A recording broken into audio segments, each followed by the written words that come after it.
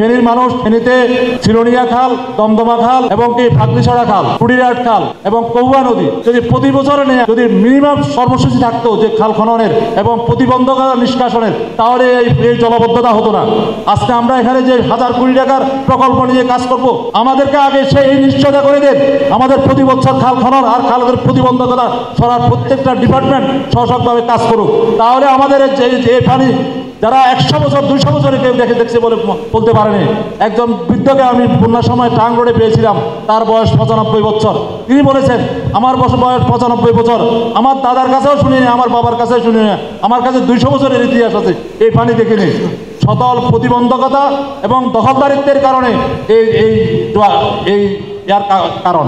তাই আমরা এখানে ওয়াটার বোর্ড, ফেনী পৌরসভা, ডিসি সাহেব এবং সর্বোচ্চ মহলে আছেন, যার যার অবস্থান অনুযায়ী আমাদের খাল খনন করা আর প্রতিবন্ধকতা সরাই দেন, দেখবেন যে পানি কত দ্রুত চলে যায়।